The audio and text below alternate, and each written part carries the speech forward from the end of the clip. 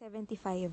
According to the AABB standards, platelets prepared from whole blood shall have at least blank. So for preparing platelet concentrate from whole blood unit, it should contain approximately 5.5 times 10 raised to 10 platelets per unit. This is needed to raise platelet count by 5,000 microliter per unit after transfusion.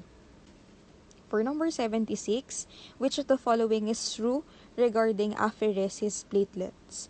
So, for a minimum platelet count for apheresis platelets, it should be 3.0 times 10 raised to 11, and there is a pH requirement of equivalent of 6.2 or more, or greater than or equal to 6.2 pH. So, the answer for number 76 is letter C.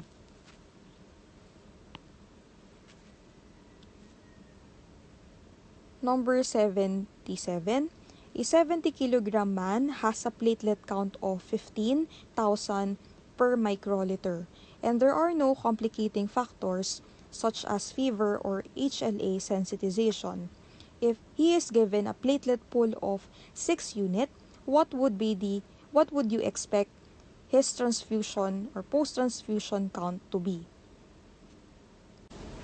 So, to compute for the post-transfusion platelet count, we have to check whether the platelet source is from a random donor platelet or from the same donor platelet apheresis.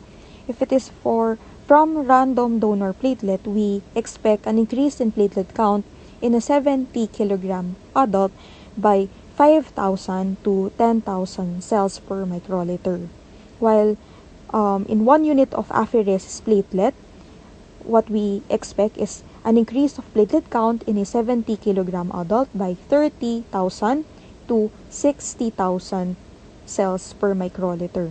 So, given ang ating platelet count, which is 15,000 cells per microliters, and a number of platelet units introduced to the patient, which is 6 units, we compute for the value. So, 1 unit of random donor platelet can increase 5,000 to 10,000. We have to multiply 5,000 by 6 units and the 10,000 times 6 units. This is to get the upper and lower limit values in the range of platelet count after post-transfusion. So, here, 5,000 times 6 is 30,000. 10,000 times 6 units is 60,000. Plus with the base platelet of the patient, which is 15, so we have 45,000. And 60,000 plus 15,000, we have 75,000. So the range of possible platelet after the transfusion would be 45,000 to 75,000 per microliter. So the answer for number 77 is letter C. Number 78. 4 units of platelets were pulled and issued at 2 o'clock p.m. At 7 o'clock p.m., the ward called informing they had never transfused the platelets and wanted to know if the platelet pool could still be used. Choices are letter A, no, they outdated at 6 o'clock p.m. Letter B, no, the platelets were not refrigerated on ward. C, yes, they won't outdate until 8 o'clock p.m. Or letter D, yes, they are good for 24 hours after pulling. So, to compute for the post-transfusion platelet count, we have to check whether the platelet source is from a random donor platelet or from the same donor platelet apheresis. If it is from random donor platelet, we expect an increase in platelet count in a 70 kilogram adult by 5,000 to 10,000 cells per microliter. While in 1 unit of apheresis platelet, what we expect is an increase of platelet count in a 70 kilogram adult by 30,000 to 60,000 cells per microliter. So, given ang ating platelet count, which is 15,000 cells per microliters, and a number of platelet units introduced to the patient, which is 6 units, we compute for the value. So 1 unit of random donor platelet can increase 5,000 to 10,000. We have to multiply 5,000 by 6 units and the 10,000 times 6 units. This is to get the upper and lower limit values in the range of platelet count after post-transfusion. So here, 5,000 times 6 is 30,000.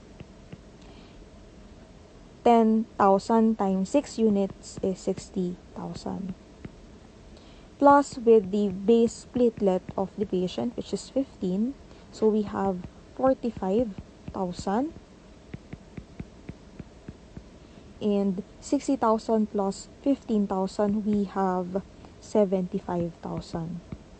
So the range of possible platelet after the transfusion would be 45,000 to 75,000 per microliter. So the answer for number 77 is letter C. Number 78. 4 units of platelets were pulled and issued at 2 o'clock p.m. At 7 o'clock p.m., the ward called informing they had never transfused the platelets and wanted to know if the platelet pool could still be used. Choices are letter A, no, they outdated at 6 o'clock p.m. Letter B, no, the platelets were not refrigerated on ward.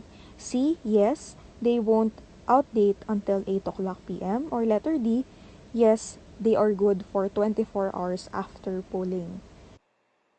So in a platelet concentrate, we know that the storage should be at room temperature of about 20 to 24 degrees centigrade with continuous agitation. With continuous agitation. Okay, so it may go up to 5 days. Okay, it will be viable until 5 days. Okay, the shelf life is 5 days. Okay, and once pulled or washed or reduce its volume, okay, it will outdate in 4 hours. It will outdate in 4 hours after pulling or washing.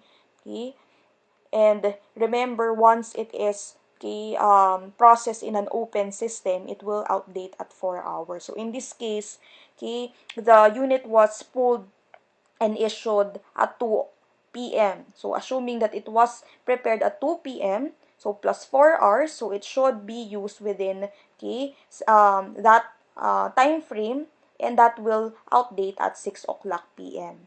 So the answer is letter A.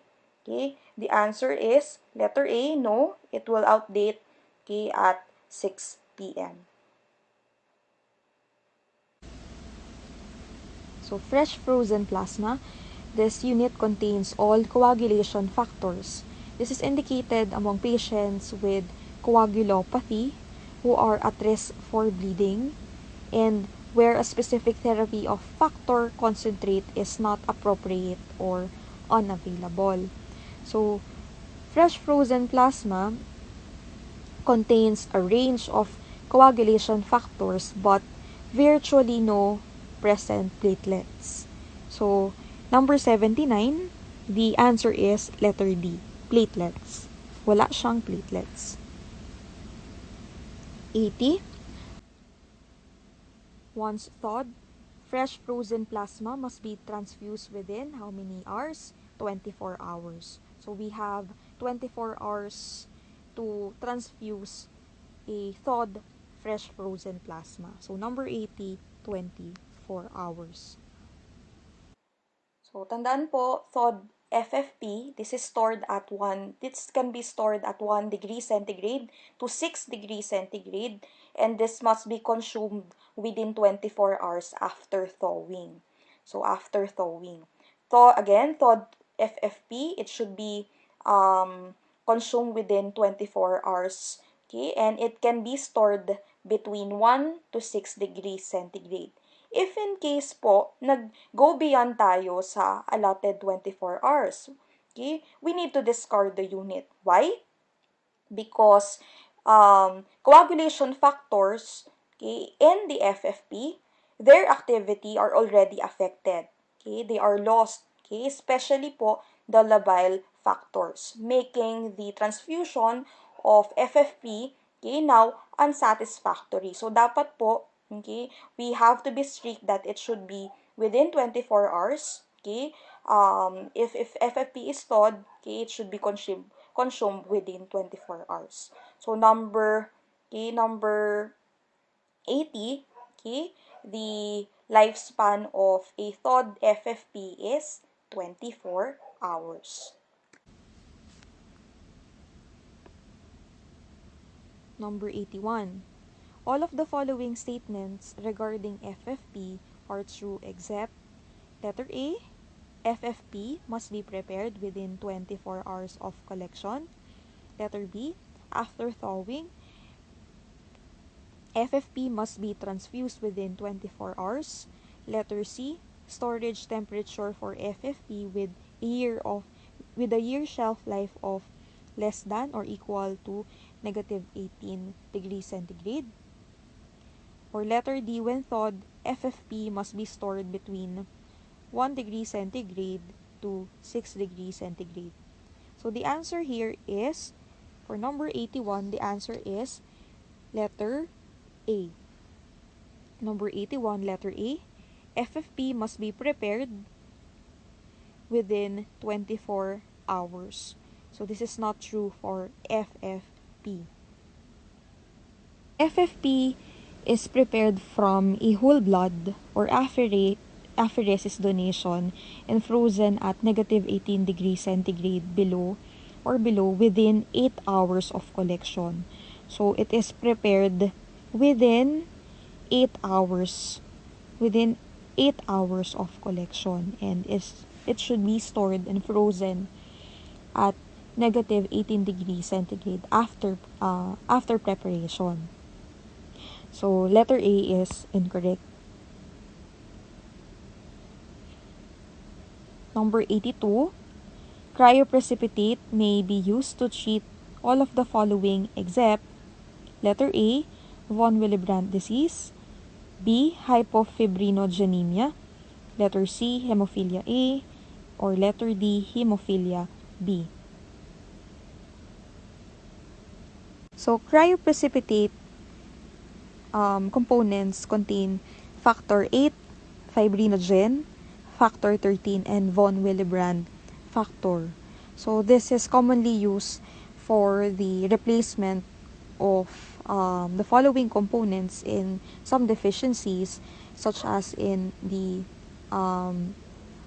in hypofibrinogenemia, also in von Willebrand disease, in hemophilia A. But in hemophilia B, this is a deficiency of factor 9, which is not present in cryoprecipitate components. So the exception for number 82 is hemophilia B, letter D.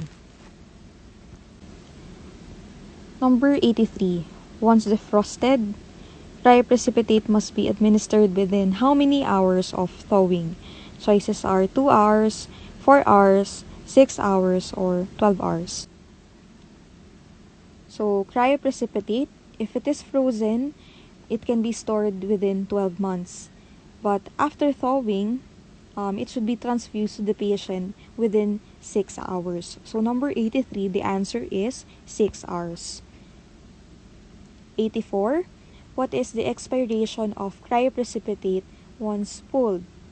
What is the expiration of cryoprecipitate once pulled? The choices are letter A, 4 hours, B, 6 hours, C, 8 hours, or letter D, 24 hours. So, cryoprecipitate is made by thawing frozen plasma at 4 degrees centigrade followed by a centrifugation. So, this can be stored at negative 18 degrees centigrade or a cooler temperature for up to 1 year. However, once cryoprecipitate is thawed, okay, it should be used within 6 hours. Or, if pulled, it should be consumed within 4 hours. So remember that cryoprecipitate contains the following, okay, components. We have fibrinogen, okay, factor 8, factor 13, von Willebrand factor, and fibronectin. And cryoprecipitate, okay, is used in treating fibrinogen deficiency, factor 13 deficiency, and uremia. So number 84, okay, the answer is once pulled, okay, the cryoprecipitate must be used within 4 hours. Within 4 hours, especially in an open system.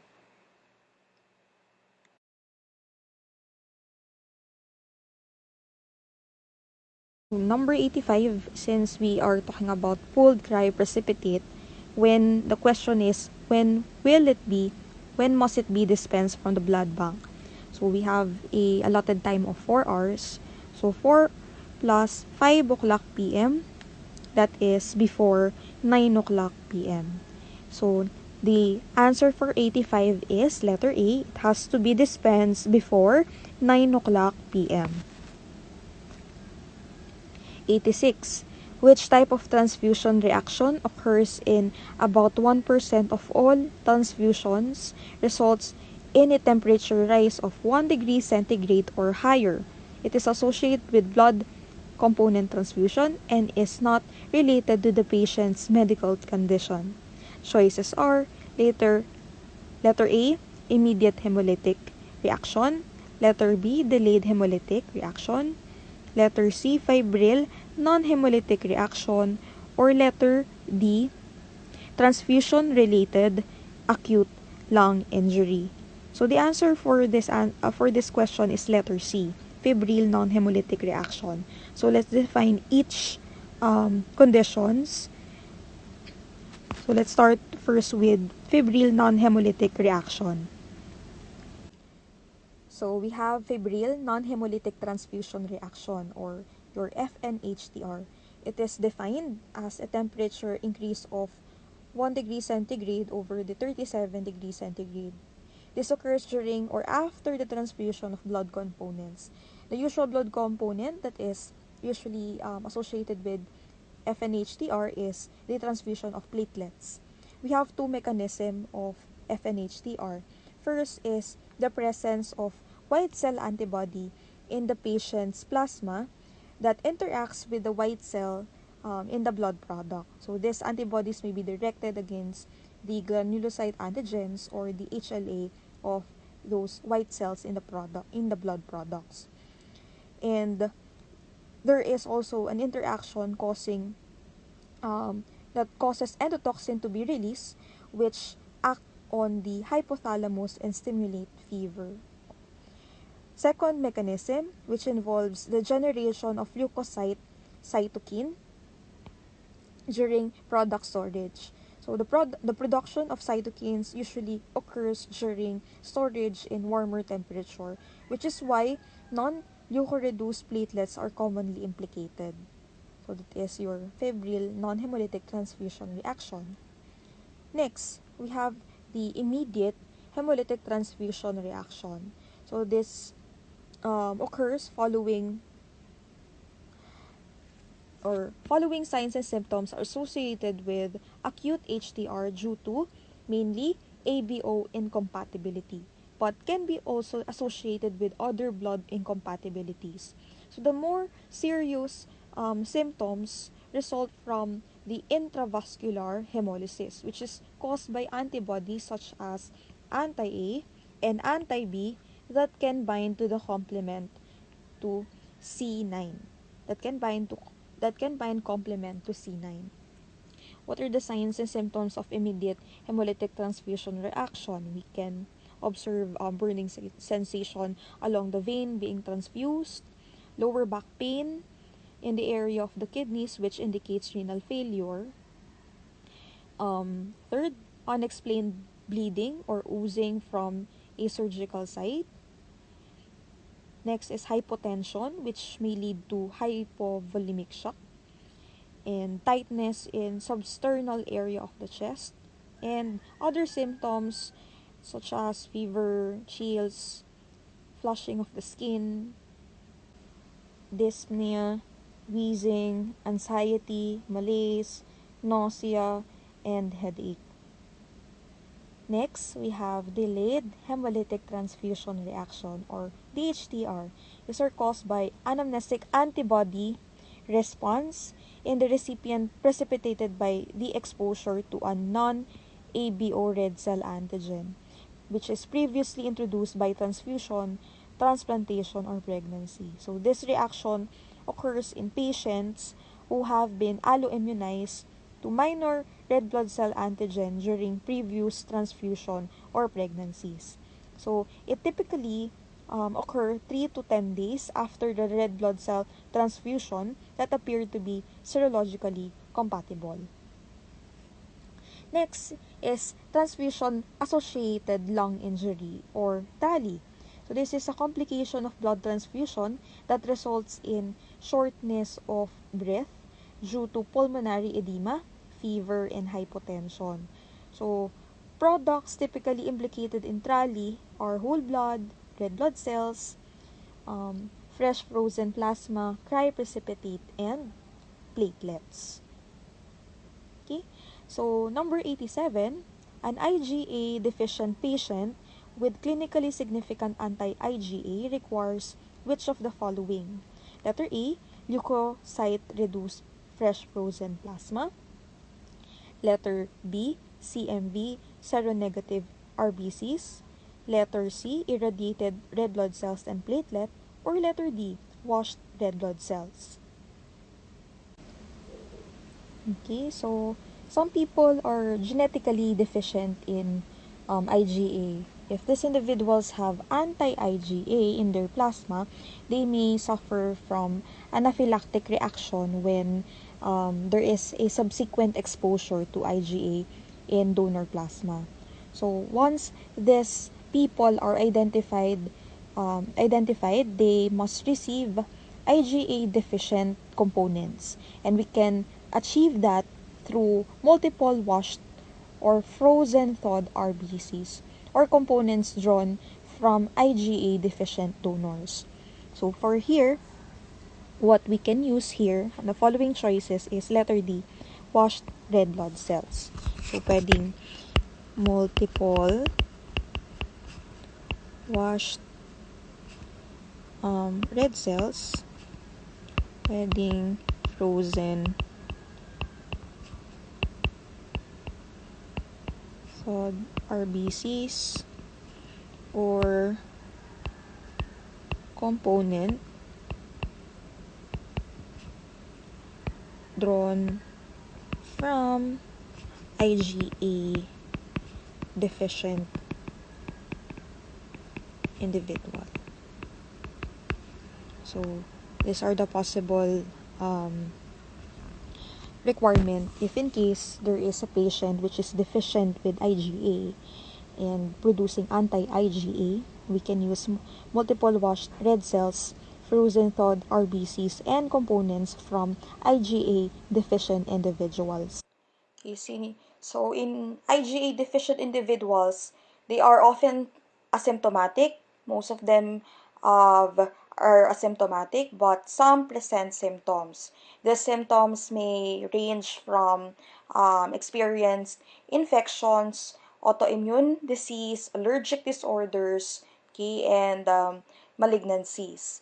About 30% of IgA deficient individuals, which comprises the severe IgA deficient individuals, they produce anti-IgA.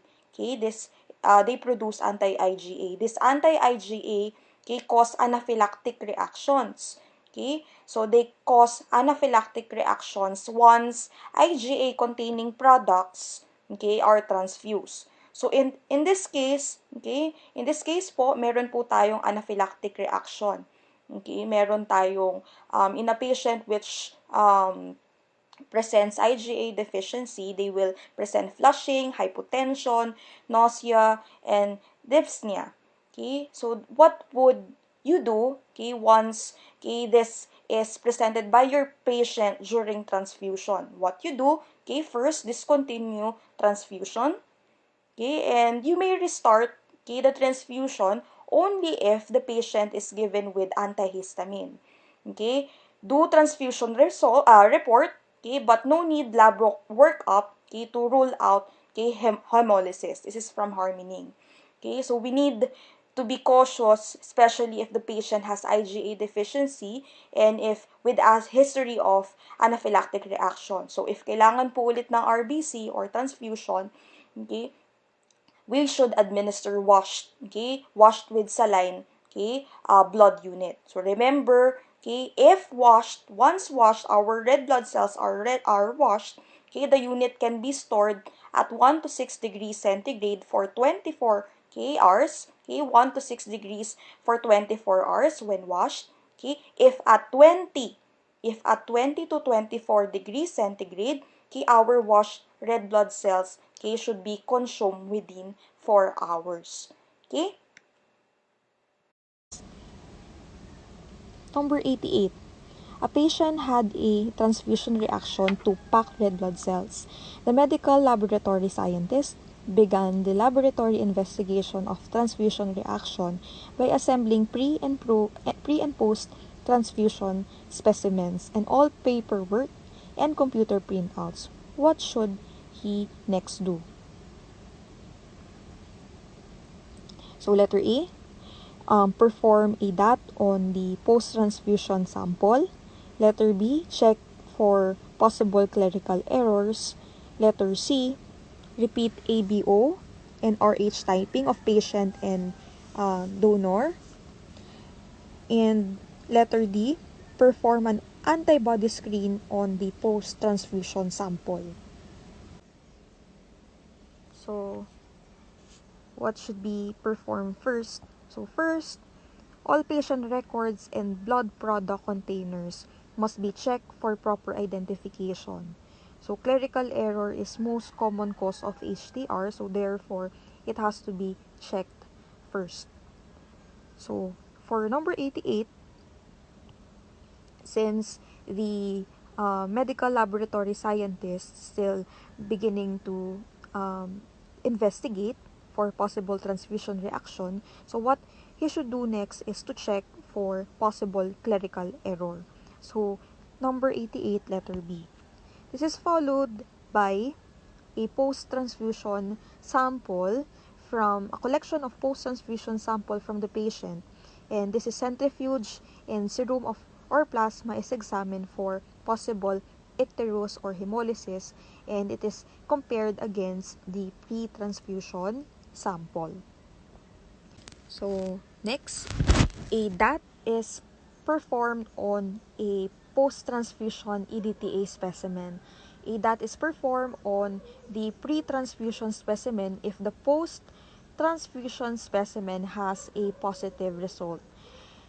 An antigen-antibody incompatibility is assumed if the post-transfusion specimen DAT is positive and the pre-transfusion DAT is negative. And lastly, for number 4, other tests to further investigate the cause of incompatibility may be performed. So we can use or we can do ABO and RH on the recipient's pre-transfusion and post-transfusion samples. We can also repeat compatibility testing, cross-matching with pre-transfusion and post-transfusion specimen.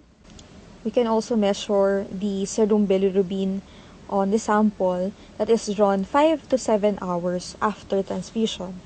Other tests includes gram staining on the recipient plasma and culture of the donor unit bag. Testing haptoglobin on the pre-transfusion and post-transfusion specimen, urine hemoglobin, and coagulation studies. Number 89.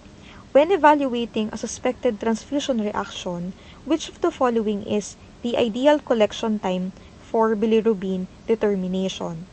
So, since kanina, discuss natin, the serum bilirubin on sample must be drawn 5 to 7 hours after transfusion, which is the choice A, which is 6 hours post-transfusion. So, 89, letter A.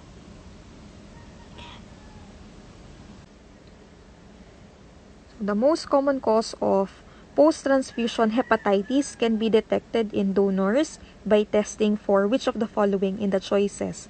Letter A, anti-HCV. Letter B, HBs antigen. C, anti-HAV IgM. Or letter D, anti-HBe. So, even from the 1940s to 1970s, post-transfusion hepatitis was mainly due to hepatitis B virus. So for hepatitis B virus, what we can use, the following choices would be the HBs antigen. HBs antigen, which indicates the person is currently infectious. So donor, if you are going to test the donor for HBs antigen, and if nag-positive siya dito, meaning to say, the donor could be a potentially infectious or source of hepatitis B infection.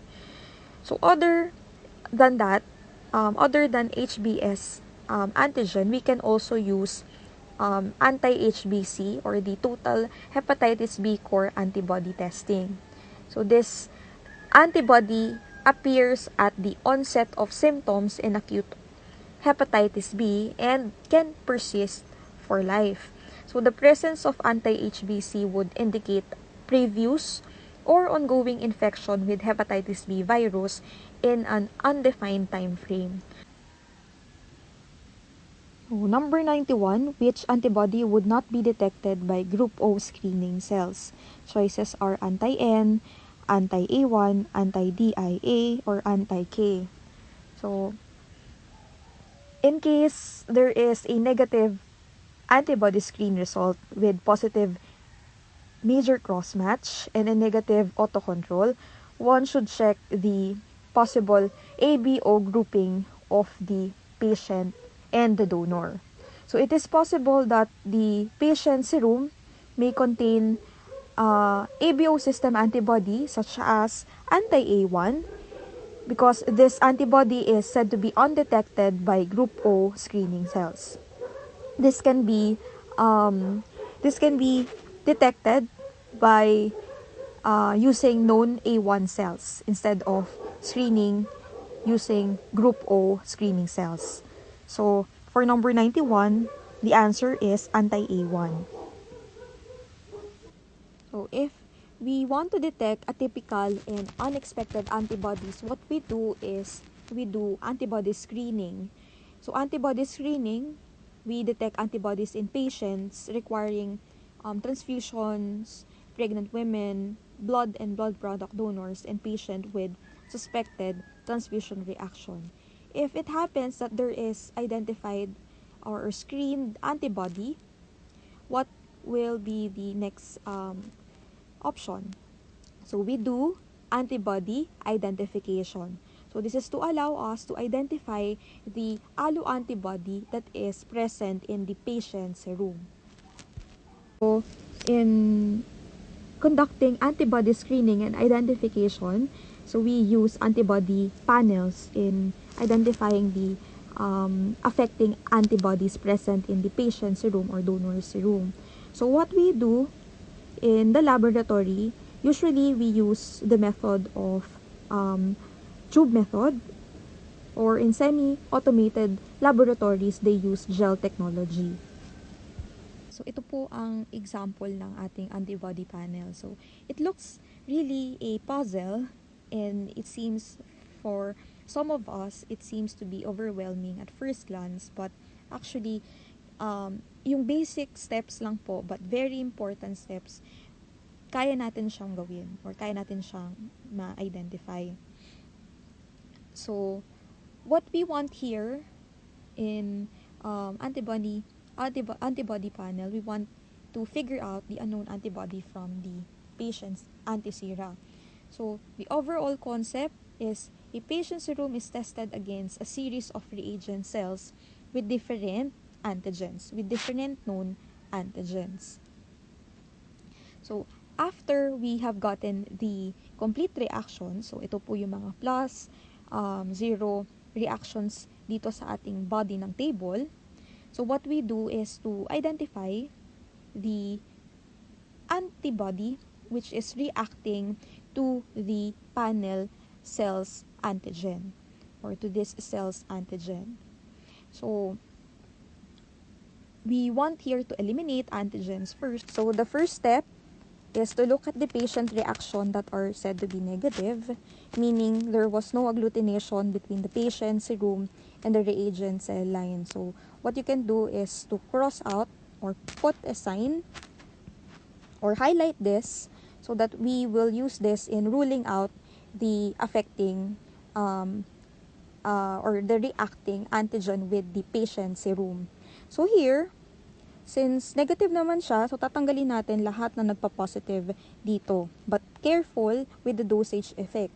So, sometimes you have to check with other cells if they are exhibiting the same or strong reaction with it. That's the time that we can rule that out. So, for number 2, we can rule out D, C, E, K, small k, JKA, P1, M, and small s. For cell line number 4, we can cross out C. Wait lang po sa E because this might be expressing a heterozygous expression itong ating cell line na ito, therefore showing dosage, so therefore this reaction might be weak. So hanap tayo ng ibang mas malakas yung or mas stronger yung reaction against this antigen. We have also JKB, but the same with big E antigen, so it might be expressing dosage, as well as letter S or antigen S. Number 6, not this, that. So those are ruled out. For cell number 7, we have this here,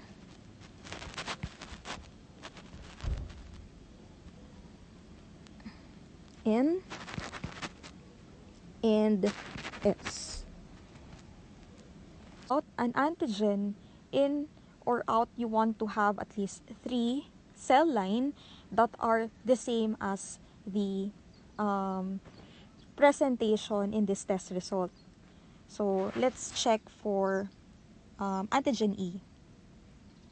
So the same as well, the same, and the same. Parehas din po silang negative for number 6 and 7, and for number 2. For Kel, so rule this out. Coffee A.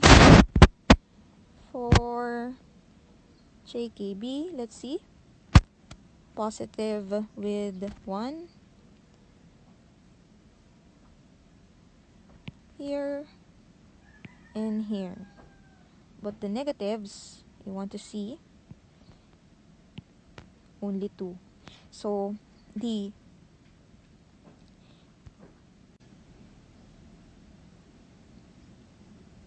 So, looking at E, we want to confirm whether this is the reacting antigen with the patient serum. So, for the rule of 3, we need to see 3 panels, at least 3 panels acting with the E antigen, and 3 panels lacking the E antigen, which does not cause a reaction with the patient sample. Bakit ba rule of 3? So, at least 3 true positive and 3 true negatives following this rule would give us a p-value of 0.05, which means there is a 95% chance that the antibody that we have identified is correct. So what is the final result? So what is identified would be anti-E. So all other clinically significant allo antibodies have been ruled out. So donor units lacking E antigen should appear cross-match compatible through the indirect antiglobulin test. So let's proceed with the questions. On 92, an antibody identification study is performed with 5-cell panel shown below. So we have test results here at the right, and we have the antigens labeled as 1, 2, 3, 4, 5, and then the cell lines identified in this side in the panel cells. So, question, an antibody against which of the following antigens could not be excluded? So, meaning to say, hindi natin pwedeng i-rule out. Or ano dito yung dapat nating i-consider as present antigen. So, kanina, sabi natin kanina, tingin tayo sa negative results, no? And that's the time where we can rule out or tanggalin sa options natin yung mga possible, yung mga antigens. So, first, in panel cell number 2, tanggal si 3 and 5. Panel cell number 3, tanggal si 2 and 4.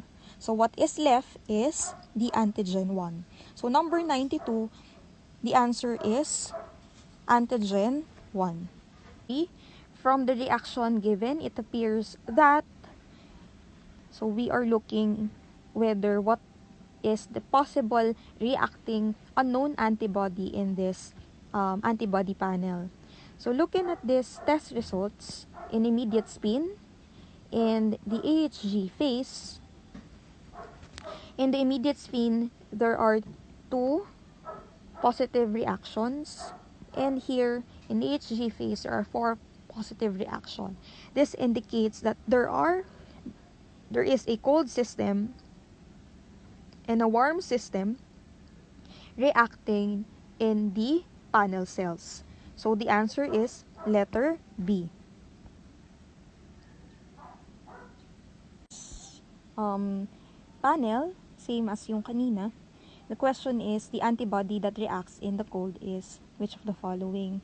So, tanggal naman na yung option A and B because the question is cold antibody, and that can be the anti-LEA and anti-P1. So, what we can do is to align this positive reaction 3 and 8. And sino between P1 and and P1 and LEA produce more conclusive reaction. So 94, P1 produce reaction on panel 3 but not in panel 8, unlike LEA which produce both reaction with panel 3 and panel 8. So the affecting antibody could be letter C, anti-LEA. So, in 95, the antibody that reacts at 37 degrees centigrade and 37 degrees centigrade and AHG phase are or is which of the following? So, what we can do kanina is yung pinractice natin from the start. So, looking at the negative reaction, what we want to do is to go after one by one with panel 5 first. So, we can rule out C, rule out E, rule out P, small s, small k, JKA, toffee A, and LEB. panel 6, rule out big E, small c, M,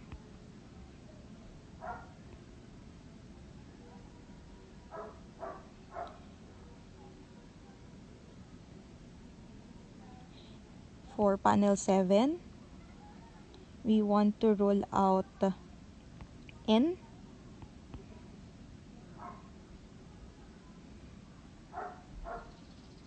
S, K,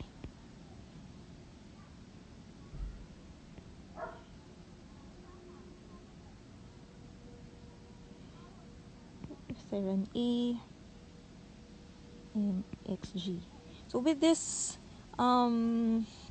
reaction or rule out results, naiwan na lang si DO tsaka si JK, B, and LEA.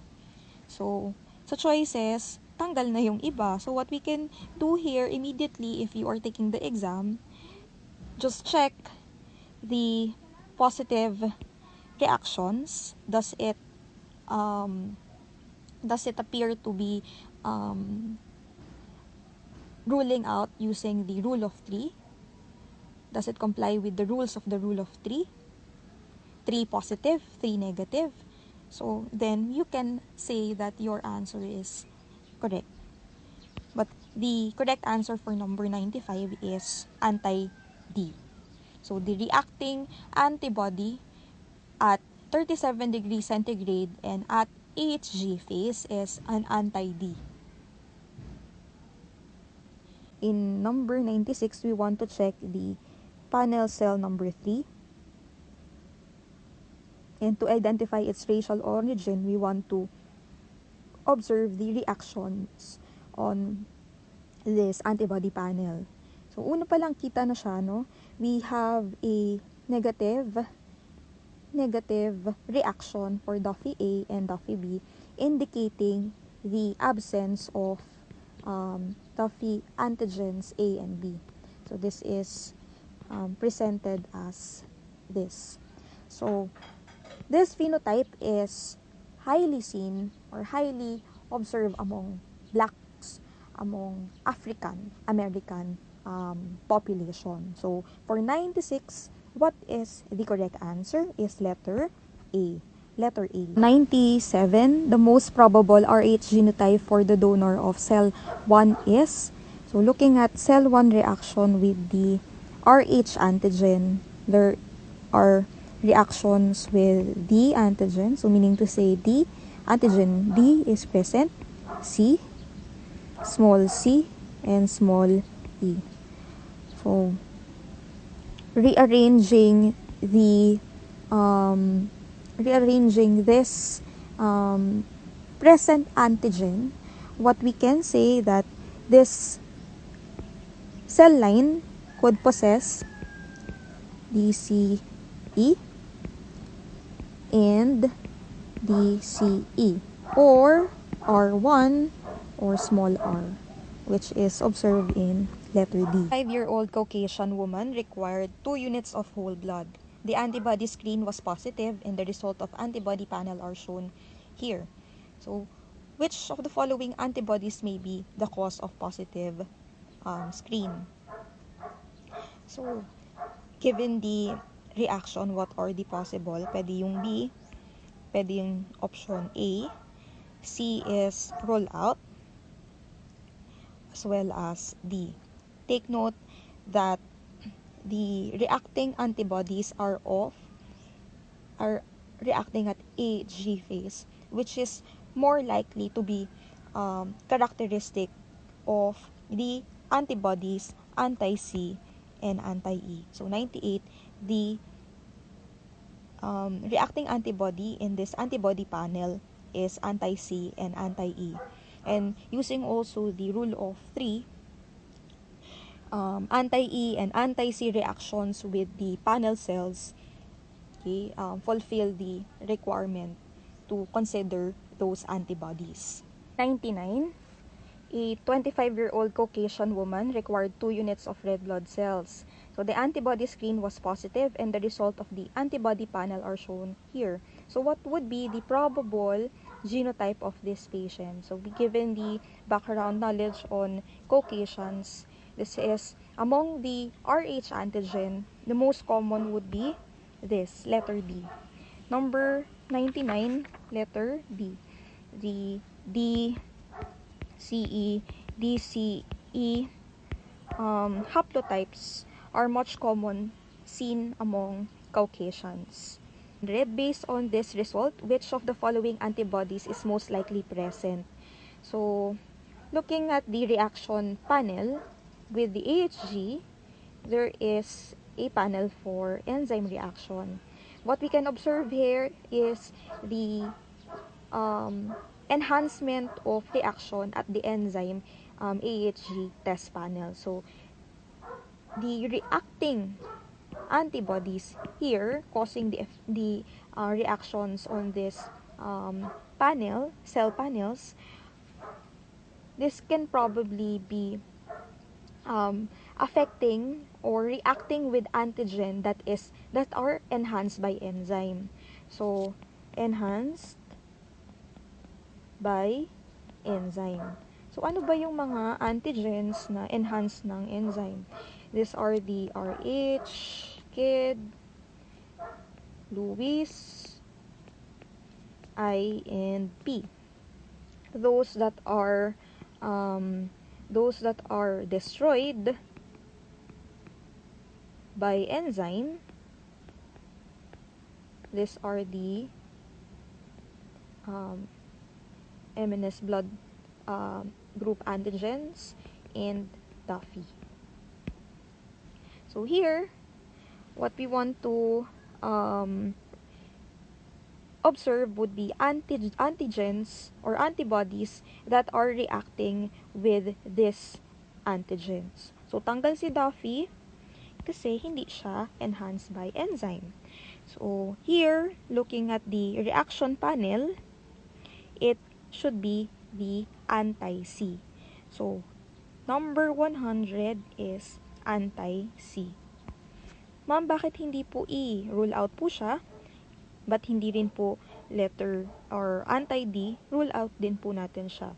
From the panel cell number 3, first reaction, rule out agad si antigen D or anti-D.